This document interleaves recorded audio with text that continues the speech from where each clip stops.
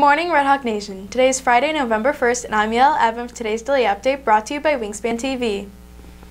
It happens every year on the first Sunday of November, but time could be running out on daylight savings time. WTV's Alicia Hernandez explains. On Saturday night or Sunday morning, people all across Frisco and throughout America will be changing their clocks back an hour as daylight saving time ends at 2 a.m. Sunday morning. This means 2 a.m. will become 1 a.m., giving people an extra hour of sleep. However, there is a growing trend across the country to bring daylight saving time to an end, as some people get tired of changing all their clocks for what many to consider an outdated exercise. A plan to eliminate it in Texas passed the Texas House in the spring, but the bill died in the state Senate. Clocks will move back an hour ahead on March 8, 2020. Reporting for WTV, I'm Alicia Hernandez. On this week's edition of Real Talk, WTV's Sydney Andros hits the halls to ask students about daylight savings time.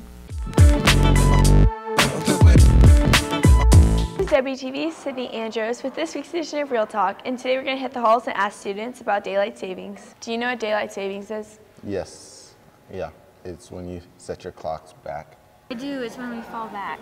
Daylight savings is when it gets dark outside for farmers, so they can have more time to grow things. It's when the clock goes back and you get an extra hour.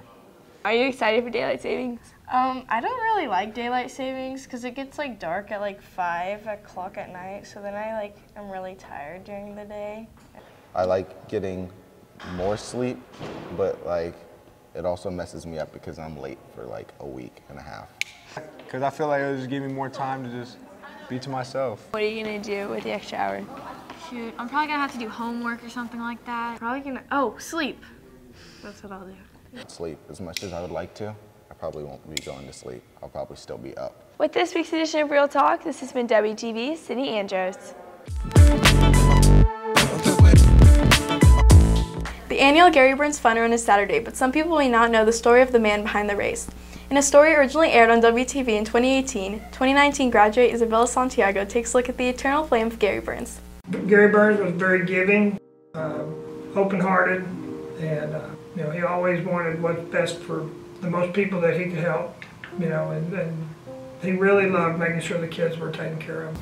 So my father, I would say first he was a man of his faith, and second he loved his family. Third, he loved the community, and he wanted to serve the community every day. Assistant Fire Chief, father, husband, friend, colleague.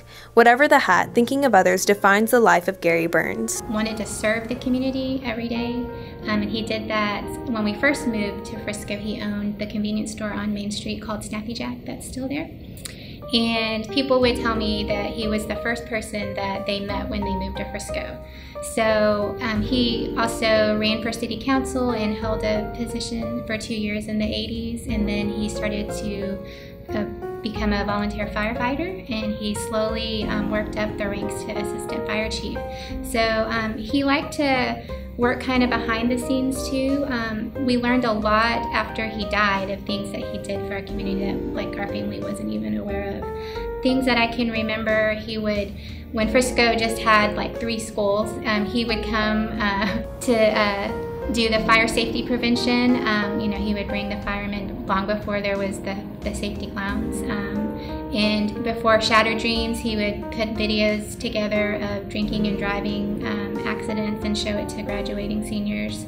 And then also working with a longtime resident, Sue Stafford, to help get gifts at Christmas to those children who were less fortunate.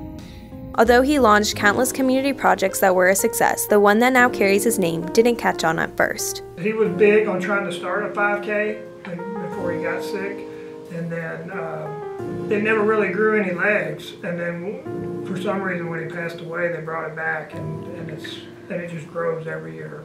Burns died of colon cancer in 1999, but his legacy lives on with the annual run. I think it's a great way actually of honoring his legacy. One, because it brings community, family together, but it also helps raise money for such a great cause, helping the youth of Frisco, the seniors, and with their college. So I think that my dad actually was, he organized one of the very first Frisco Fun Runs in the 80s, and so he loved he loved running too, so I think it kind of ties all of his I guess, things that he cared about together.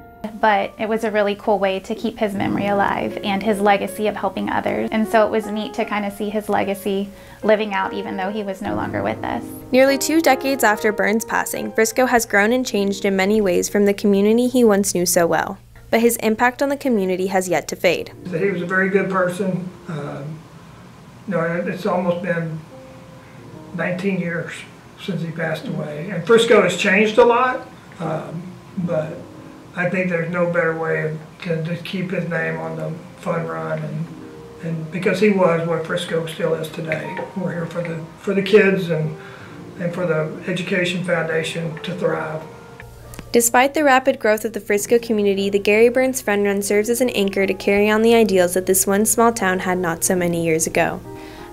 I just think that as Frisco is growing, it's important to realize the kind of small town values that Frisco used to be, where you weren't just a number and people really knew each other and cared about each other. So that is carrying on now. But to his daughters, Gary Burns was more than just someone who gave back to the community. He would take time to spend with me and play basketball or volleyball or just talk with me about my day. So that was always fun, and he was a firefighter, so he let me come up to the station a lot, and I got to see kind of what his job was like and play around with the equipment. And he also owned a convenience store, so there were some weekends and in the summer where he would let me come up and work with him there. Seeing his happiness the day that I graduated from high school and having him there and just seeing how proud he was of me. Reporting for WTV, I'm Isabella Santiago. That's it for today's Daily Update. This is Yael Evan for Wingspan TV.